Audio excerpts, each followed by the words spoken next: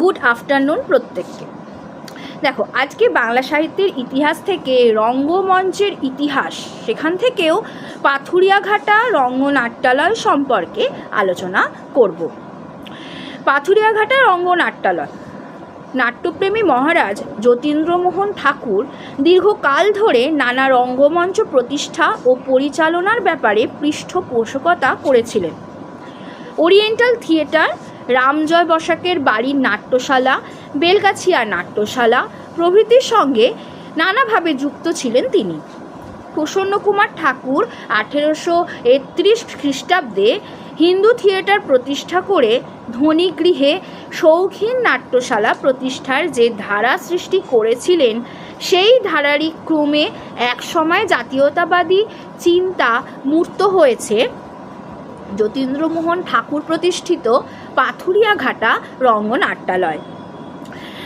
পাথুরিয়াঘাটা রঙ্গনাট্যালয় বা বঙ্গনাট্যালয় আমরা বলতে পারি। সেই বঙ্গনাট্যালয়ের সামগ্রিক ইতিহাস পর্যালোচনা করলে এর দুটি অধ্যায় আমাদের চোখে পড়ে।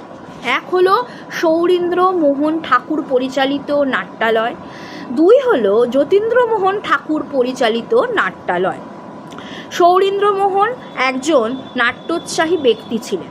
বেলগাছিয়া নাট্যশালা বন্ধ হয়ে যাওয়ার পরই তিনি তাদের আদি বাড়ি গোপীমোহন ঠাকুরের নাচঘরের ছোট রঙ্গমঞ্চে নাটক অভিনয়ের আয়োজন করেন।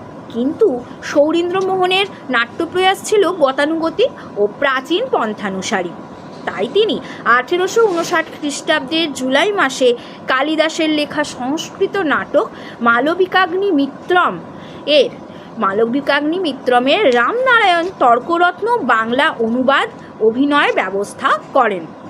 অর্থাৎ বেলগাছিয়া নাট্যশালা রামজয় বসাকের নাট্যশালার মৌলিক নাটক অভিনয়ের যে অঙ্গীকার পরোক্ষে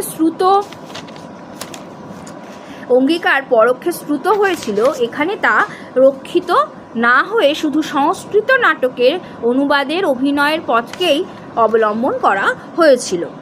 এবং 1860 খ্রিস্টাব্দের 7ই জুলাই এই নাটকটি দ্বিতীয়বার অভিনীত হয়েছিল।